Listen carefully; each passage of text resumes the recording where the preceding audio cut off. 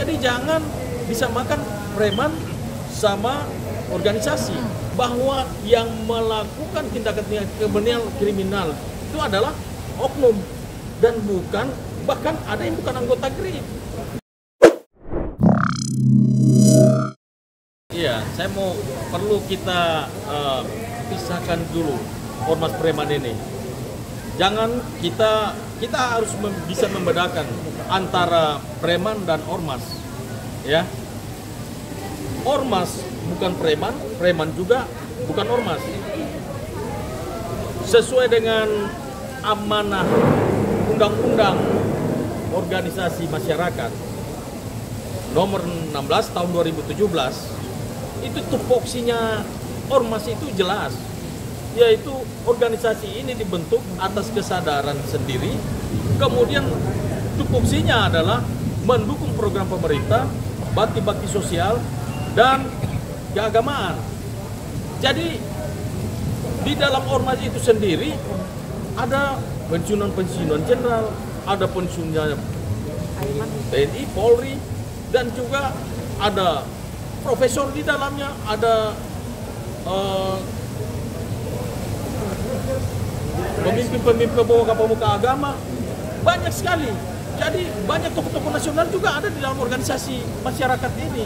Jadi jangan disamakan preman sama organisasi.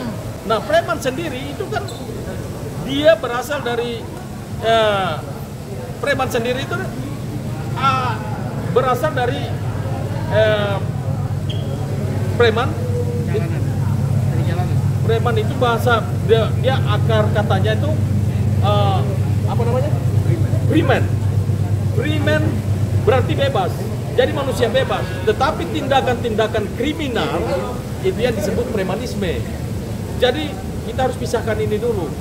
Makanya jangan sebentar-sebentar orang mengatakan bahwa basmi, bubarkan ormas ini, tangkap Pak Hercules, bubarkan GRIP.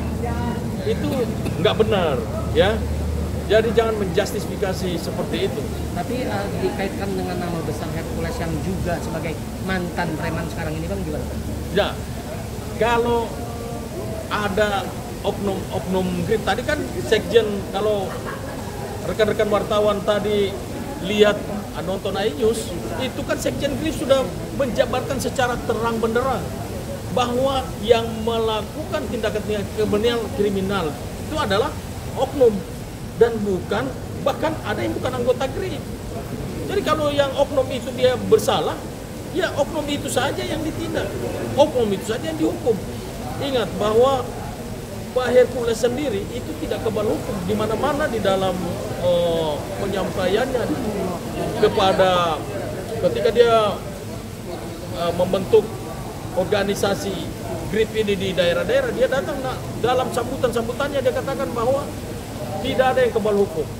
Kita harus bersinergi dengan TNI Polri, kita harus mendukung program-program pemerintah, termasuk ketua umum pun tidak kebal hukum. Seperti itu. Jadi jangan kita sebentar-sebentar apa-apa orang lain yang berbuat kesalahan selalu dilimpahkan ke GRIP. Nah, ini opini yang sedang dibangun. Maksudnya apa?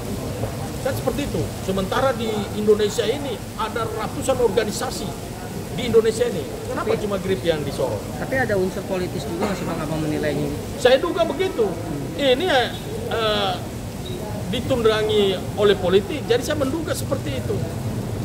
Nah, sasaran tembaknya kita sudah tahu pasti, tapi saya nggak bisa bicara di sinilah. Sasaran tembaknya siapa?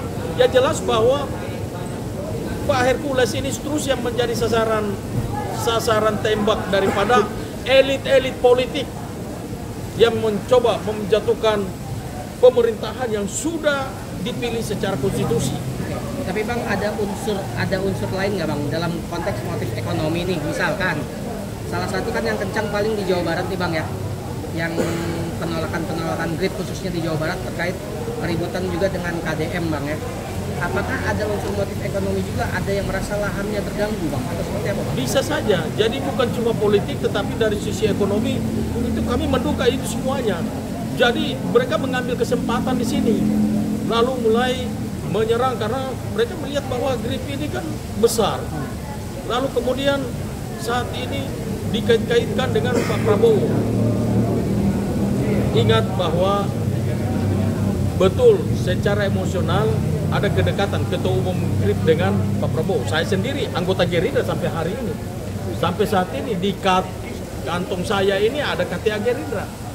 Tetapi harus dipisahkan Gerindra dengan GRIP. GRIP ini hanya secara emosional mereka GRIP ini mendukung Pak Prabowo. Tetapi dia tidak berafiliasi dengan Gerindra atau dengan Pak Prabowo. Jadi secara emosional. Jadi jangan ada dugaan-dugaan bahwa Pak Prabowo melindungi, membackingi. Itu semuanya tidak benar. Ada pesan untuk masyarakat Bang terkait image negatif GRIP ini? Pesan saya kepada masyarakat, jangan kita melihat segala sesuatu itu cuma apa kata orang. Tapi kalau ada masyarakat penasaran, datanglah ke Jakarta, ke kantor GRIP, bertanya apa sih sebetulnya yang sedang terjadi. Jadi jangan cuma menjustis bahwa GRIP itu jelek di mata masyarakat. Ingat bahwa di dalam GRIP itu kita harus bersyukur kepada Pak Hercules, karena Pak Hercules ini ketika dia bentuk GRIP ini, dia banyak mengumpulkan orang-orang yang kehidupannya di bawah rata-rata. Nah ini justru saya mau mengajak pemerintah, saya mengkritik pemerintah, mari ikut campur di dalam membina, mendidik mereka. Biarlah mereka menjadi orang-orang yang benar-benar pertama berbakti kepada nusa dan bangsa. Mereka menjadi orang-orang yang taat beragama, menjadi orang-orang yang mau membela masyarakat yang kecil. Jadi Bang Hercules ini membentuk GRIP ini, mestinya pemerintah harus bekerja sama dengan GRIP ini untuk membina orang-orang ini supaya mereka nggak salah jalan. Karena ingat bahwa saya mau pastikan ya, sekali lagi closing statement saya di iNews TV, preman juga manusia, preman juga anak bangsa. Jadi kalau mau berantas mereka, kami setuju. Pemerintah buat satgas memberantas preman, kami sangat setuju, kami dukung itu. Tetapi cari juga solusi buat mereka, karena mereka punya istri dan punya anak. Bukalah lapangan pekerjaan buat mereka, sehingga mereka juga punya, kalau perut ini kenyang, dia nggak akan berpikir macam-macam. Sekali lagi saya mau tegaskan bahwa orang lapar itu bisa lebih nekat dari polisi dan tentara. Justru yang harus dibasmi itu preman-preman yang berseragam. Mau urus izin harus pakai uang 50 juta, 100 juta, 1 miliar, 2 miliar. Urus tambang itu minta izin semua. Tender-tender proyek itu harus ada bridging, ada uang di depan dulu. Kepala-kepala dinas, bahkan dirjen, menteri-menteri. Ya, itu harus yang gini-gini yang harus berantas ini, preman-preman di balik seragam. Ya. Ini yang disebut mafia itu. Itu yang